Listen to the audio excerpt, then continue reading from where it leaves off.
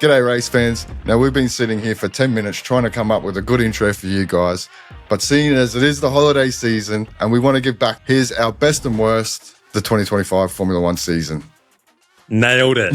Absolutely nailed it. So we have a few categories, but I think we just start off and we just get into the nuts and bolts, and that's the design side of things. Mick, what was your favorite livery of the season? I'm going to have to go as my all-time favorite for this season. Williams Las Vegas special livery was stealth, and it certainly fit the bill for Las Vegas. But for the standard liveries, I am going to have to go V-Carb. I think the white nailed it. Nailed it. Yeah.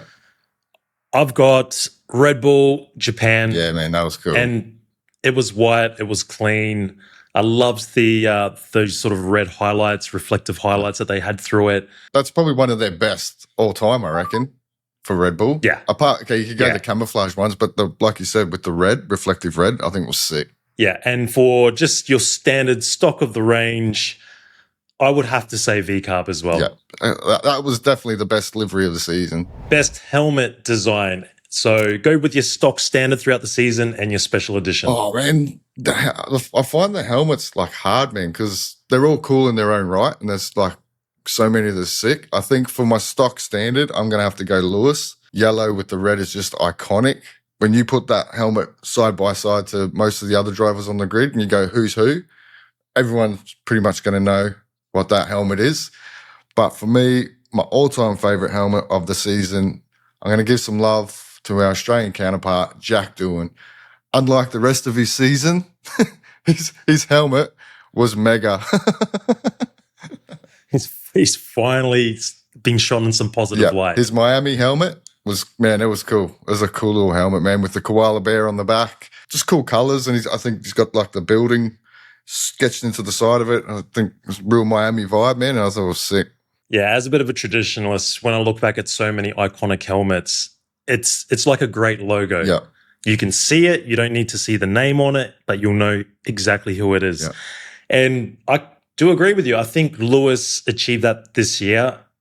Even when you attending a live race, when that Ferrari went past with that splash of yellow, you just instantly knew it was Lewis. Yeah. The only other honourable mention I could probably say is perhaps maybe George Russell with his iconic blue. Yeah. But for the one-off, Max Verstappen, Japan. I loved the white helmet. Yeah. It was sick.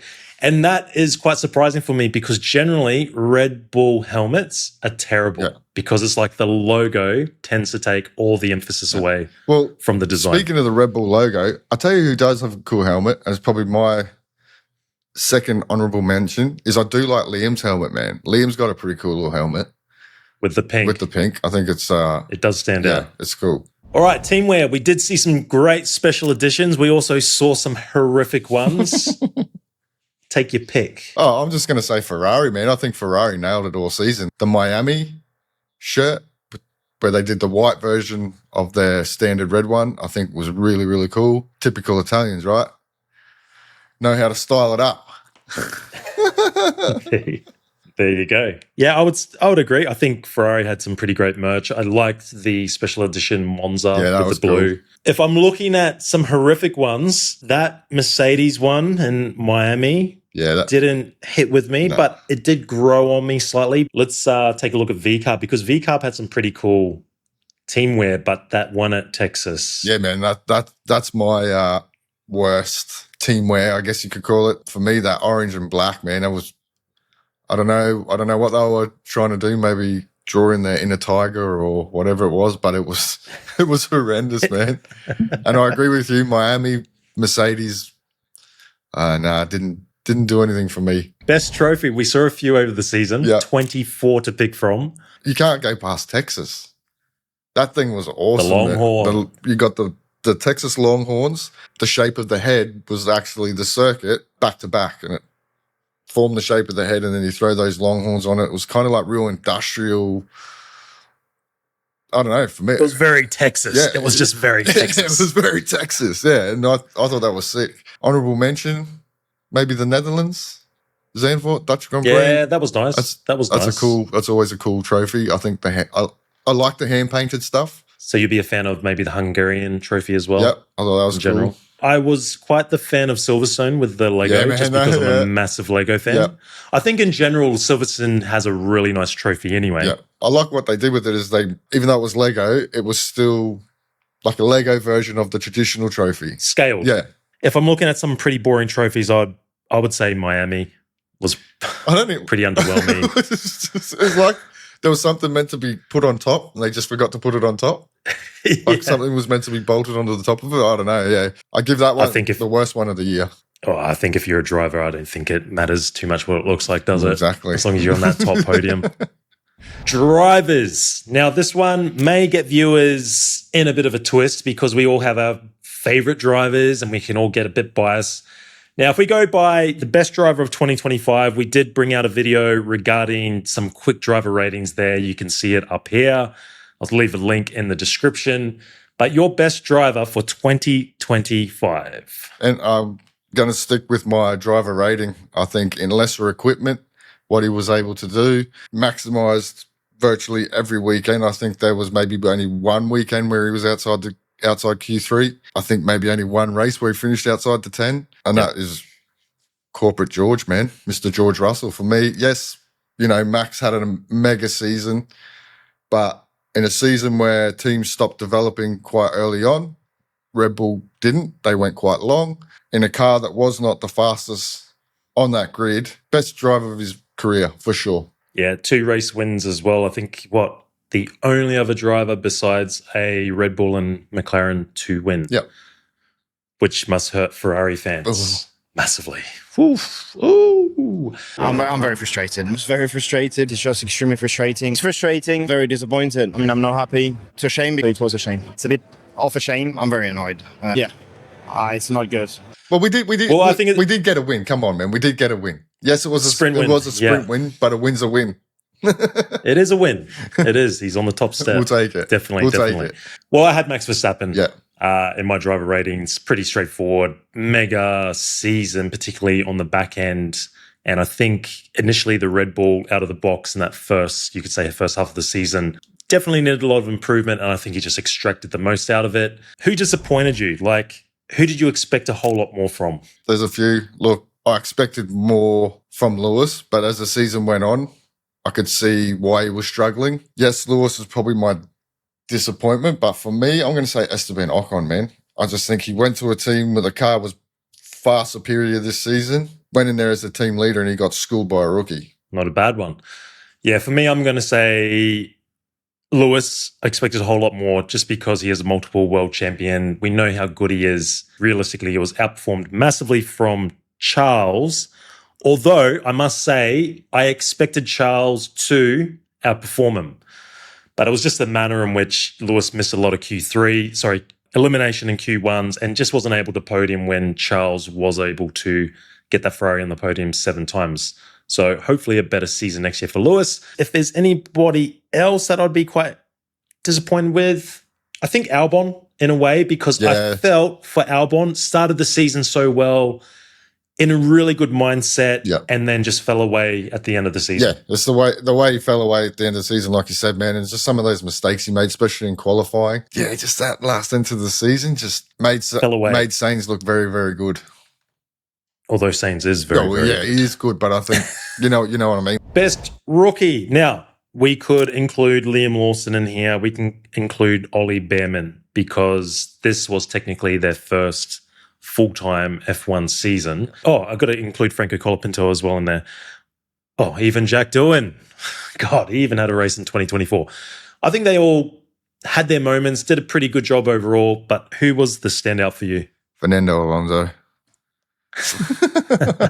Channeling your inner Kimi. Yeah.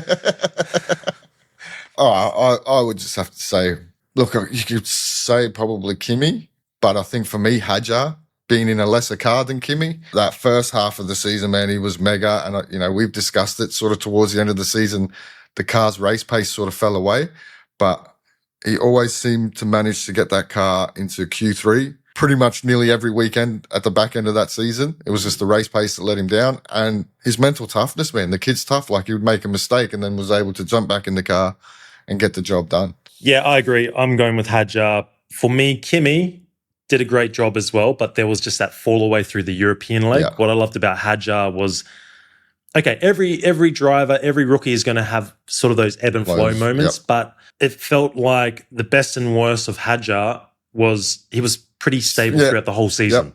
Whereas when you look at others, Bortoletto had his moments. Same with Ollie. Ollie Behrman had a good season, but there was periods of silly mistakes. Liam was a tough one, whether you consider him a rookie or not. Naturally, the start of the season was horrendous, unfair in my eyes, but took him some time to bounce back, but he was a bit inconsistent with the qualifying. So Hadjar, I think, is a pretty solid choice. And essentially, that's why he's in Red Bull next year. Yeah, it felt like his season was a lot more consistent than the other rookies. Okay, moving on to teams. Okay, now, I've got a question here. Best team of 2025. Now, I guess you can take that how you will. Is that the best performing team? Is it the best team overall as far as operational, strategy, all that type of thing? Throw it your way. Look, man, could easily give it to McLaren, Red Bull, but I'm going to go middle of the pack, and I'm going to say Williams, man. I think just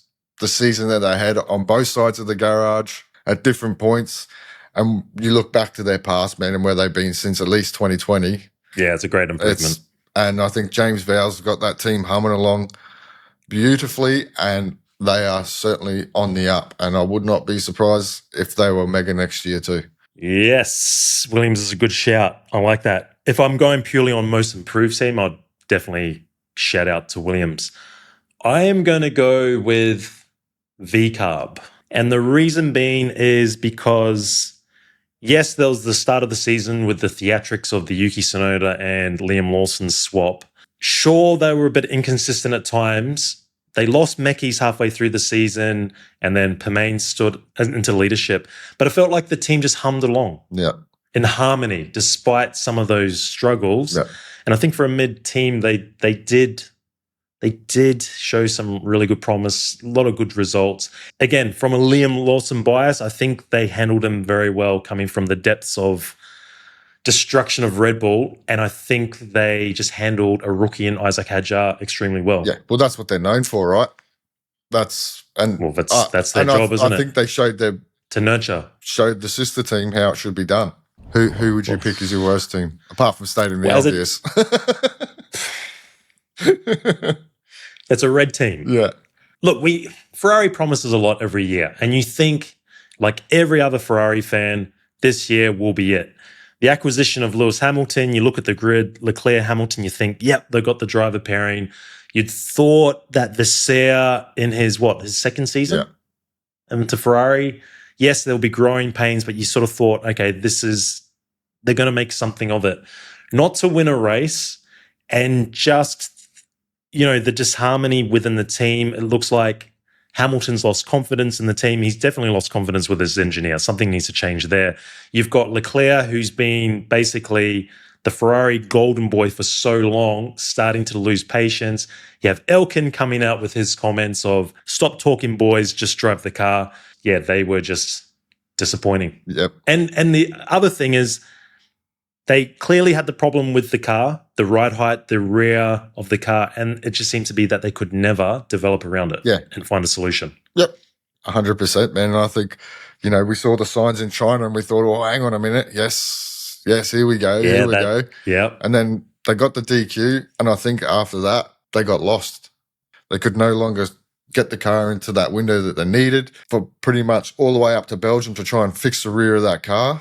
And then at some point, I think they just chased it so much that they ended up getting lost. And then you get to a point in the season where they had to switch focus to 2026. Yeah, well, maybe that moment of refocusing for 2026, maybe what gets them across the line in next year. Maybe it will be one of those moments that they took the pain now for massive gain in the future. Hey, let's hope so. Next year will be optimism of the Ferrari fan. Next year, optimism of the Ferrari fan. Next year is our year.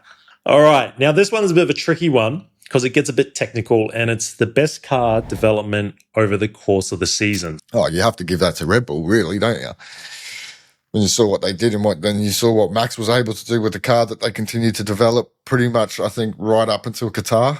They have to be the team. But I want to give a shout out, man, to Stake. They brought that big aero and floor update. Man. Was it Austin?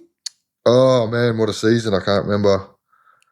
Anyway. Mate, there's 24 races. Yeah, that's what I mean. And it's like, after they brought that update, that car turned around big time. And then we saw Gabby get into a flow and he had some mad results. And then we seen Hulk at the end of the year. And I thought there was parts of the season, man, where that car was actually the best of the rest. And you could say the same thing with Haas. In fact, that mid-team battle, besides if you take Alpine out of it, P5 to P9 and the constructors, so all those teams there, I would say except for Aston Martin, because I was so track dependent, that was so close. It was just so hard to pick them. Yeah, it's a really tough one. Yeah, again, the end of regulation changes, man. It's always so close. All right, on track. This will be quite debatable. Best weekends. Okay, now you can look at the best weekend purely from an excitement perspective or in some other way. Yeah, I'm just going to go based on the racing. Man, I'd have to say Silverstone. The way it was a cracker. Started in that mixed conditions, then we had the downpour, and then we just saw cars flying off everywhere. A race where everything happened, and they're the kind. There was action all the way to the end. Yeah. And again, just add water. Bernie Eccleston, he suggested a long time ago, sprinklers on the track. Yeah. What a state of F1, though, is if that's the way we need to that's why we spice things up. That's why we keep changing these regulations, right? From a selfish perspective, we were there live, Abu Dhabi. It was exciting. Yeah, that's the best weekend. Definitely the best weekend. Yeah.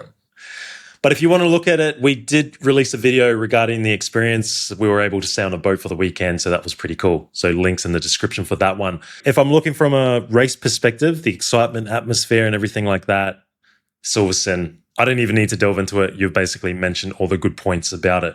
What about the worst weekends? You know what?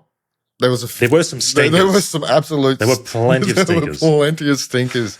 I don't want to slate it because I don't believe that it should be taken off the calendar because it is part of Formula One history, and I think history is good for the sport. I'm going to have to go Monaco, man. I just think, yes, they tried to bring in the mandatory 2-stop. The way the strategy worked out, we just slowed the race completely down and took any excitement out of the race.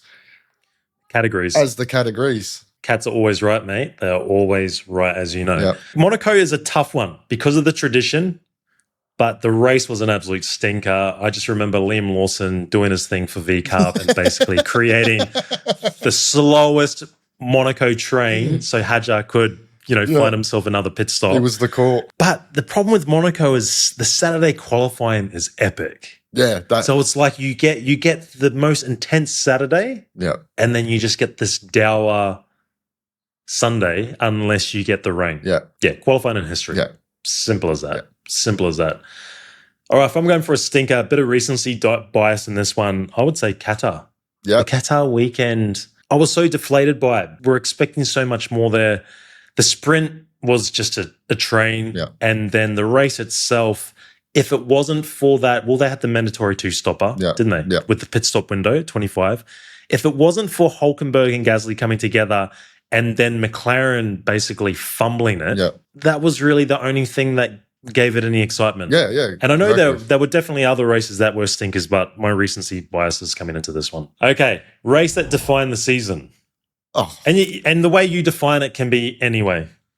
The race that defined the season? Yeah, but it's a bit ambiguous. I mean, you could look at it as far as, from a driver's perspective, what defined the driver or the team or the championship, the way the stewards I think delved out penalties. I think the race that defined the season was Abu Dhabi, right? Does crown the champion, of course. Crowns the champion. But I think a defining moment in the season, I think Monza, when you look back at it, the switcheroo pit stop. From Oscar Piastri's point of view, that was the downfall, the start. It felt like that's when the wheels were coming off. And I guess an honourable mention to Las Vegas, because that really is what kept the championship alive. I would have to say Monza was a big one if you're looking from the McLaren and Oscar Piastri Lando point of view.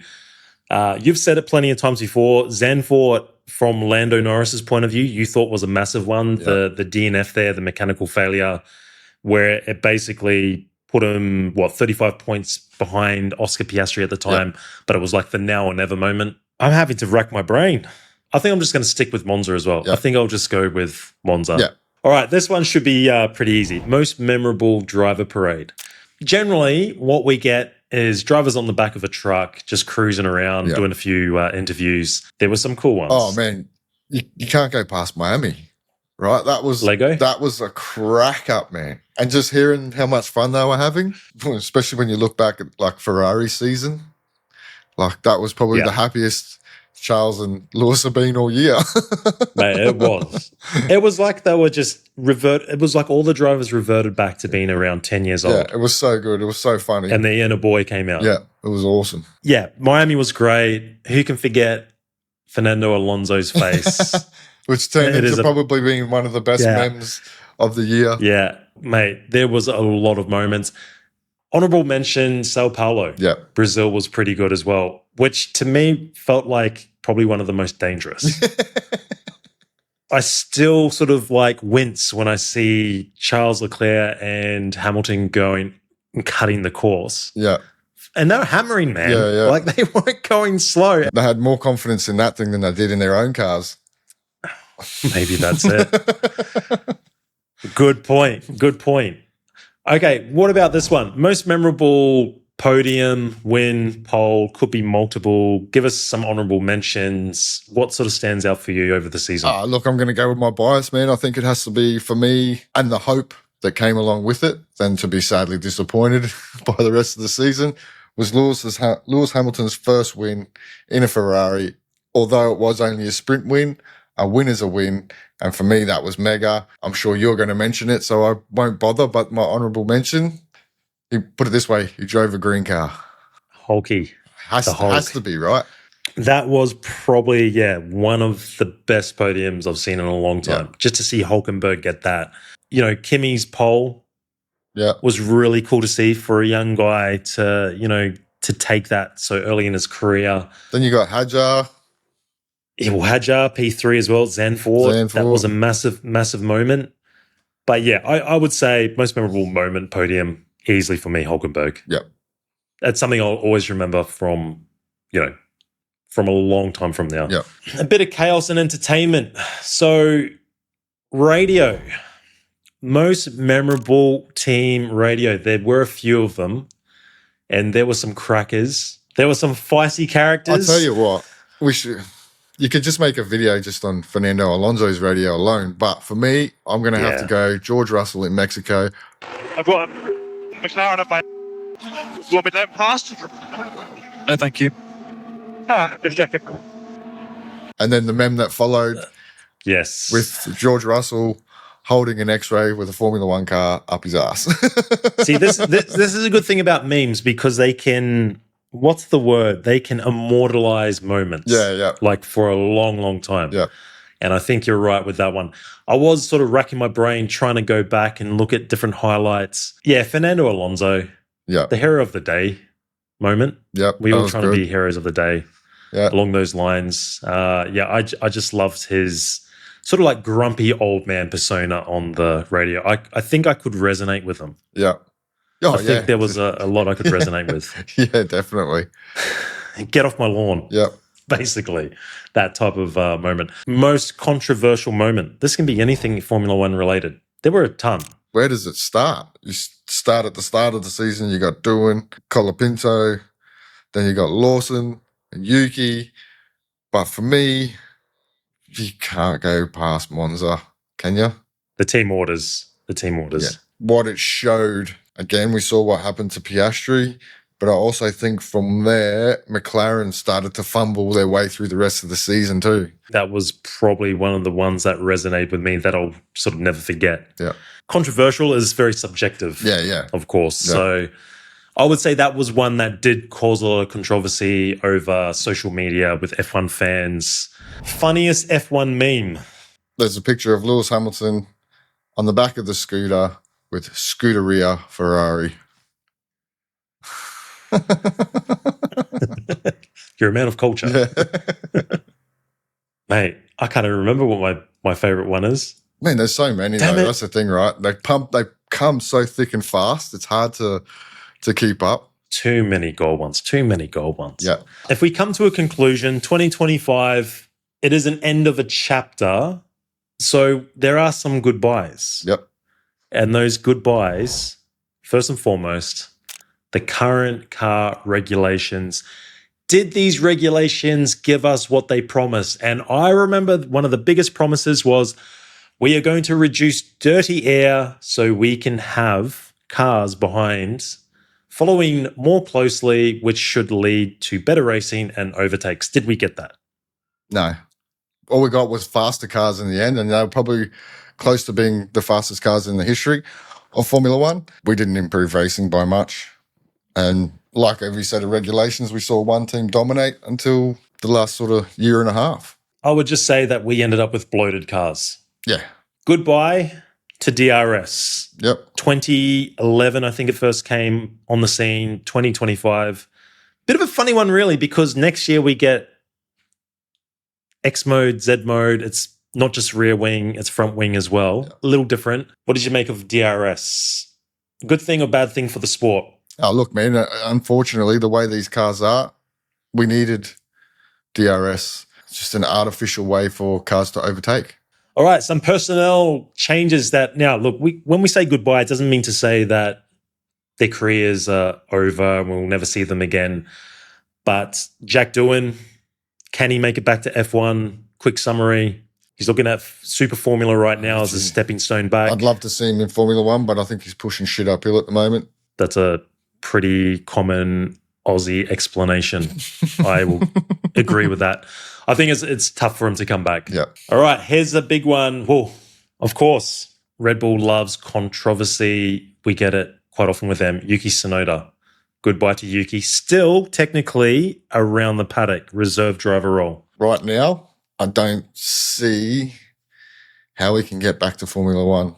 There is obviously still a chance there maybe with the Honda, and I think that Honda tie-up actually kept him at Red Bull in that reserve driver role.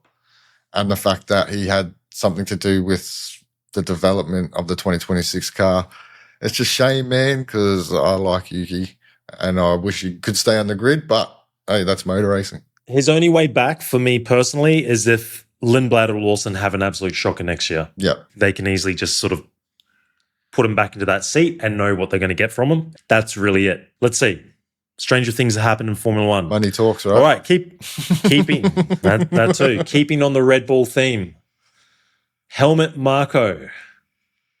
Goodbye, Mr. Helmut. I will miss him. He is a character on the grid, very divisive. Me personally, I've never liked him, but that's just me. That's what made him so good was he just said what he wanted to say when he wanted to say it. The professionalism of Formula One, and I just don't think there's room for those kind of characters anymore. It's become such a professional and PR-based sport where those old styles of management and communication just don't fit, I think, with what Formula One are doing and the teams are trying to do. Okay, here's one. Christian Horner. He'll be back, mate. Yeah. He's going to be back in Formula One circles. Yes, there's rumors of him floating around everywhere. The biggest one now is Alpine. I don't mind Christian.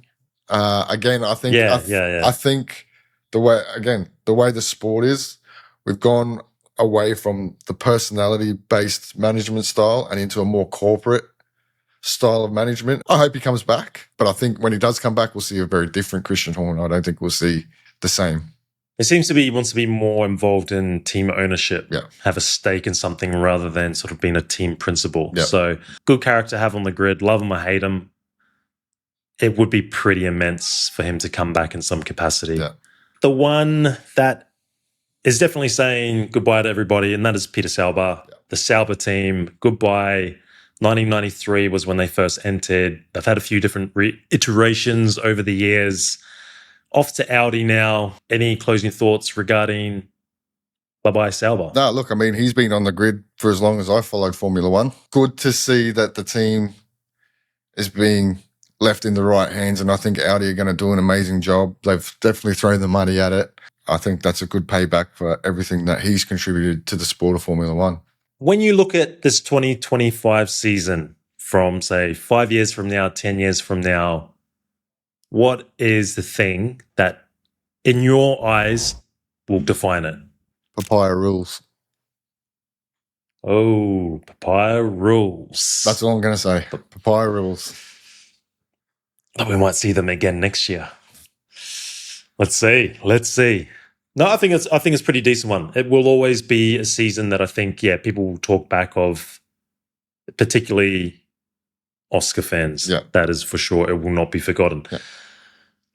I think for me, probably Max Verstappen and his comeback. I know a lot of people say, oh, you never remember who finishes second, and that can be true in some aspects, but I think I'll always remember 25 for Max Verstappen, second half of the season, nearly overhauling over 100 points by Abu Dhabi. Just not quite there. Yeah. Any other notable moments that you can remember that you were very invested in? I know you were invested in Lewis Hamilton going to Ferrari, but that was a disappointing one. The biggest moment of the 2025 season was Lewis's first day at Ferrari. How much more iconic could you get with that photo of him out the front of the Ferrari standing next to the iconic F40, and you thought, here we go. Then we got to China and we went, here we go. And then that was it. That was it. That was as good as it got. We peaked early, and that was it. Yeah. Did the Ferrari thing. Yeah. No, look, I would say it's just, I mean, it was a cool season, man, overall. I can't disagree with the Max thing. But yeah, for me, papaya rules, and I think just the way they handled themselves. I think when Lando championship gets talked about over the years, I think papaya rules and Monza will constantly be coming up. That's not taking anything away from Lando, but he's deserving champion. But I think every time people speak of it, when he won the championship in 2025, it was also papaya rules. There was Monza. There was the Singapore incident. Bias between the drivers. I just think that is kind of the 2025 season. Okay. I would say probably the most invested moment for me was Liam Lawson's career. Obviously, the excitement of Red Bull, then the demotion, and then the fight back in VCARB to then finally get 2026 locked in. Yeah. From that point of view, definitely Liam Lawson. Looking back at the 2025 season, and it doesn't have to be a driver, it can be a team or anyone involved within the F1 circles. Who comes out looking stronger and who comes out with perhaps a damaged reputation? Stronger? I think Oscar Piastri's stakes went through the roof this season. He surprised a lot of people. Only his third year. How he started that season, man, was insane. And people probably knew he was good. But I think he proved to a lot of people inside and outside of Formula One that he will be a future world champion at some point. Damage their reputation? Probably Zach Brown. Maybe Andre Stella. I think for me, it's within the McLaren team. I kind of don't like the way they handled the season. Oscar Piastri has definitely done his credentials exceedingly well. We always knew his pedigree, that the potential was there, but I think he's fulfilling that potential. Even Lando, I think Lando has shed the bottling tag that he had, particularly early in the season and the last couple of years. Yep. From a personal point of view, I think Mekis has definitely, I think people will look at Mekis now as in a higher regard of what he has been able to do at Red Bull. I know he's come out publicly and said, it's nothing to do with me. It's just I've come in, the team's gelled. So I can't really pick exactly one. If I say about damaged reputation, Zach Brown is a good one. Zach Brown was quite widely liked over the last few years. And then now he's become the villain. It's almost like Horner's moved on. and now we need to bring in the new team principal villain, right? Yeah. I mean, I hate to say it. I don't think it tarnishes his legacy because I think 2026 is going to be the big season for him. But Lewis Hamilton, we definitely didn't see the best of Lewis Hamilton. I think there is a little bit of a damage to his reputation based on just his results. But again, no one will remember 2025 if he comes out firing in 2026. Yeah. Any words to say? Nah. I'll just chin you next time I see you. Give you the old yabby pump. The old knuckle sandwich. I don't think it was a terrible fucking disaster. Yeah. But it was not his best season since he's been in Formula One. He's a victim of a success. Yeah. I always find when you have sporting teams, individuals that have so much success over such a long period of time, they build an expectation. Yeah. And then the expectation is obviously they sustain it. Yeah. I think he's over his peak. He's just not over the hill in the sense of like, you're useless. Yeah. And I think we'll leave it at there because, mate, we could have kept going on and on about Lewis, that's for sure. Yeah. 2025 wrapped up. Merry Christmas. Happy New Year. It feels so long, but it's gone so quick. When did we sit down to record our very first? I mean, yes, it was for Spotify, but when we first sat down and tried to talk and rambled and tried to talk about Formula One. The first episode was really the preview, and I think it was based on the 75th anniversary and the teams when they did the big preseason launch. Yeah. And I mean, February, right? Yeah, we've had some pretty funny times too. trying to do this whole YouTube thing. Oh, there's been some. I mean, there's been a lot of amateur hours, that's for sure. Yeah, but I mean, still is really. Yeah, well, you know, we're only as good as our last video. God, I hope this one's good. Well, if you do rate it, of course, big like. Get your comments down, what we got right and wrong, because there's always plenty of topics to discuss. We're sliding towards 500 subs. Got no grip. So, got no grip, mate. Got more ambition than adhesion. Yep. If you go by Martin Brundle. We just want everyone to have a good Christmas, happy holidays, awesome New Year. We'll be back. And, of course, I always leave you with the final comment. No, I think you basically nailed it. Yeah, just want to wish everyone a happy, I guess, festive season. Everybody stay safe, be happy. We'd like to thank you for a pretty cool 2025 season.